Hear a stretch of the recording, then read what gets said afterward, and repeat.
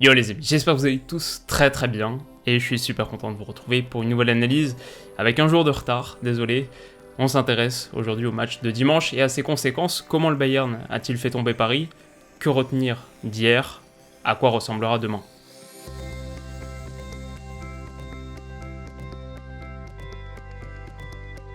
Alors on commence par le match lui-même et notre point de départ habituel. Les compos, comme prévu, Paris reconduisait le même système et le même 11 qu'en demi, à l'exception de Keylor Navas, qui lui faisait son retour. Verratti, encore souffrant, démarrait le match sur le banc. Petite précision, alors que l'UEFA montrait un trio offensif avec Mbappé au centre, c'était généralement plutôt Neymar qui occupait l'axe, dans un rôle de faux neuf. De manière générale, la ligne offensive était assez fluide et on a vu quelques permutations, notamment en seconde période, notamment au retour des vestiaires, on va y revenir. Du côté du Bayern, pas de vraie surprise non plus, Kimmich était bien le latéral droit, ce qui permettait d'associer Thiago Alcantara à Leon Goretzka, sacré duo. Par rapport à la demi, seul Ivan Perisic sortait du 11, remplacé par Kingsley Coman. Et alors à l'image de ces choix d'hommes, on a eu une physionomie et un contenu, je dirais, assez prévisible. En préview de la rencontre, j'évoquais deux formations qui avaient brillé au tour précédent par leur approche sans ballon, qui avaient brillé avec ballon aussi, mais qui se distinguaient peut-être particulièrement par leur approche sans ballon. C'est également ce qu'on a vu dimanche, donc deux formations avec un bloc haut très agressif, celui du Bayern peut-être un peu plus compact que celui du PSG, mais un bloc haut et compact avec moins d'espace entre les lignes, ça veut forcément dire plus d'espace quelque part, et en l'occurrence derrière ce bloc. Et on l'a vu sur cette action par exemple, 15 secondes après avoir joué un 6 mètres court, le PSG se défait tant bien que mal de la pression bavaroise et se retrouve à 3 contre 2. Bon, de manière générale, au bout de 45 minutes, ça rentre au vestiaire à 0-0, mais on se dit qu'on a vu une super première mi-temps très animée avec des grosses occasions de part et d'autre. Le poteau de Lewandowski pour le Bayern, bien sûr, le face-à-face raté de Neymar pour Paris, entre autres.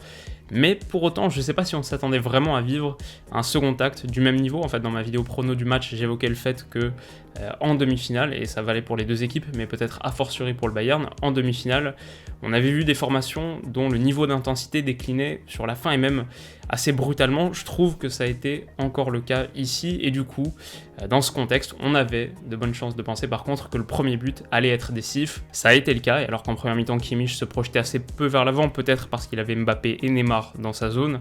En seconde, j'ai trouvé que la permutation Mbappé-Di Maria l'a un peu libéré et a rééquilibré assez nettement le jeu du Bayern, qui avant penchait beaucoup à gauche. L'illustration la plus saillante de cette évolution, c'est que c'est effectivement d'un centre de Kimmich positionné dans le demi-espace droit que viendra l'ouverture du score. Signé Kingsley Coman à sa tête très précise, permet de conclure une action de très haut niveau, illuminée notamment par la remise en une touche de Thomas Müller à l'entrée de la surface. Et alors là, on se dit que ça va être assez difficile pour Paris, comme ce qu'on avait évoqué avec lui. En fait, quand t'affrontes le Bayern, t'as presque nécessairement un plan de jeu qui se marie très mal avec le fait d'encaisser le premier but. En gros, attaquer les espaces dans le dos d'une ligne défensive haute, comme celle du Bayern, c'est possible quand le Bayern cherche à marquer, c'est beaucoup plus compliqué d'un coup quand le Bayern est dans une posture de contrôler la rencontre. Et alors après l'ouverture du score, on a vu quelques situations, notamment l'arrêt de Neuer sur Marquinhos après ce bijou de passe de Di Maria, mais globalement il y a eu nettement moins de possibilités parisiennes à 0-1 qu'à 0-0. Alors c'est pas seulement une question de rythme et d'énergie déclinante sur la fin de match, même si on l'a noté, c'est pas seulement le fait que un de ces segments dure 2 fois moins de temps que l'autre, c'est sûr que toute chose égale par ailleurs, plus facile de marquer sur 1 heure que sur 30 minutes, mais pour moi, c'est des facteurs qui pâlissent en importance par rapport au fait,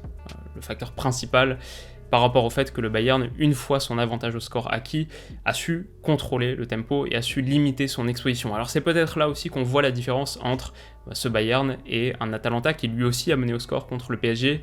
Ce Bayern a plus qu'un plan A, ce Bayern sait varier les vitesses, et quand on voit que ça termine à 62% de possession contre 38, c'est pas particulièrement surprenant. Alors on a parlé du match, on a évoqué la texture et la physionomie de cette rencontre. Maintenant il y a sans doute une réflexion à prolonger sur le champion lui-même, qui est assurément un très très beau champion d'Europe. Alors si le Bayern était pressenti depuis plusieurs semaines et mois, en tout cas figurait vraiment comme le favori principal de cette édition, c'est pour plusieurs excellentes raisons. Je dirais déjà un effectif très fourni, mieux fourni que les autres.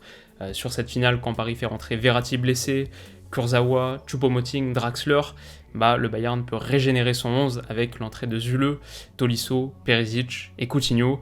Ils avaient aussi le meilleur entrejeu, alors on va en reparler, mais Thiago Goretzka sur la capacité à absorber la pression et la qualité de projection vers l'avant, c'était sans doute supérieur à même un trio. Là ici 2 valait mieux que 3, c'était sans doute supérieur à un trio Marquinhos, Herrera, Paredes. Ils ont montré un supplément pour moi d'expérience et de conviction, alors à la fois parce que ce match tourne finalement beaucoup sur la capacité à convertir ces grosses occasions, sur le réalisme pur et dur, et ici le pied de Mbappé a un peu tremblé quand Coman lui a eu la tête froide, mais l'expérience c'est aussi ces fautes tactiques en fin de match qui ont considérablement restreint les initiatives parisiennes. Voilà, tout ça pour dire que le Bayern est un très beau champion parce que c'est un champion complet, qui s'offre le 6e titre de son histoire via une équipe qui sait tout faire, qui est performante et dominatrice sur absolument toutes les phases du match, et qui a un bel avenir devant elle. Si on regarde juste les titulaires de la finale, Kimmich a 25 ans, Davies en a 19, Coman 24, Gnabry 25, Leroy Sané arrive. On ne serait pas surpris de les retrouver à peu près au même niveau en 2020-2021. Alors justement, la suite. Et pour Paris, elle pourrait être assez intéressante parce que malgré la défaite, il y a la sensation qui prédomine que ce parcours les a rapprochés de leur objectif. On a évoqué en avant-match, pas ici, mais a été évoqué en avant-match l'idée selon laquelle un nouveau finaliste, un primo-finaliste, n'avait pas remporté la Ligue des Champions depuis 1997, c'était le Borussia Dortmund, et c'est vrai que la conquête de l'Europe au XXIe siècle, en tout cas, ressemble à un parcours graduel. Cette Ligue des Champions exige une progression mesurée, elle est la compétition de la résilience. Pour moi, ce trophée appartient aux persistants, et comme Liverpool en 2018, quand la déception sera passée, je pense que les Parisiens verront qu'ils sont en fait très proches de leurs rêves, en tout cas qu'ils ne l'ont jamais été autant. Et puis, enfin, on verra à quoi ressemble 2021, on verra de quoi les prochaines saisons seront faites, mais le PSG peut peut-être également se consoler en se disant que sa première victoire a de bonnes chances d'être un petit peu plus belle que cette édition 2020. Quand on rêve de gagner la C1, on rêve de le faire devant un public, devant ses propres supporters. Alors du coup les tops, et en premier lieu j'ai choisi Thiago Alcantara qui pour sans doute son dernier match avec le Bayern n'a pas été loin de livrer son plus beau, à moins qu'il ne soit tout simplement dans la continuité de ses performances récentes, ça aussi c'est possible. Résistance à la pression, orientation millimétrée, si le Bayern a été aussi dominant dans sa zone, c'est pas un hasard. Ensuite un mot pour Manuel Neuer, l'envergure qu'il déploie en face à face, et ses chevilles solides lui ont permis d'être le joueur le plus décisif de la rencontre, sans doute, et on a beaucoup entendu parler de son style, gardien de hand, voire de hockey. Je dirais surtout qu'il est un gardien de football extraordinaire. Enfin, on aurait pu parler de Kingsley Coman, buteur et bourreau de Thilo Kehrer, malgré un début de match moins à son avantage. On aurait pu parler d'Hansi Flick, ce succès est le sien, et ses choix sont irréprochables. Mais j'ai privilégié Joshua Kimmich, qui combine finesse et volume, qui est décisif aussi via son centre. À niveau flop ensuite, d'abord Neymar, éteint par le collectif bavarois au point de lui faire perdre ses moyens, privé de ballon. Il a eu beaucoup de mal à rentrer dans son match, étouffé et durement ciblé, a subi beaucoup de coups, a manqué de lucidité. Match un peu étrange pour Kehrer ensuite, plutôt bon face à Alphonso Davies initialement, grosse première demi-heure, avant de sombrer progressivement. Enfin, on aurait pu parler de Marquinhos ou Thomas Tuchel, mais pour son manque de qualité à la finition et quelques mauvais choix en transition, je vais distinguer Kylian Mbappé dont on attendait plus, forcément. Voilà, en tout cas les amis, c'est la fin de cette courte analyse, j'espère vraiment qu'elle vous aura plu, et si c'est le cas, comme vous le savez, vous pouvez mettre un petit pouce bleu, ça m'aide. Si vous voulez pas rater la prochaine, ce sera là mon classement pour la Ligue 1 2020-2021, comme on l'avait fait l'année dernière. Si vous voulez pas rater ça, sûrement ce week-end, vous pouvez aussi vous abonner à la chaîne, ça m'encourage énormément. Enfin, si ce maillot vintage rétro vous a plu, bon pour les supporters du PSG j'imagine un peu moins cette partie que celle-ci, j'ai essayé de trouver un équilibre avec la bande, mais on va dire si esthétiquement ça vous a pas trop déplu, je vous mettrai le lien du site que j'utilise personnellement, de Football Market, en description. Donc d'ici la prochaine, je vous souhaite de passer comme d'habitude une excellente soirée, profitez bien de la fin de vos vacances, et bon courage à ceux qui reprennent, prenez soin de vous et de vos proches surtout, bisous.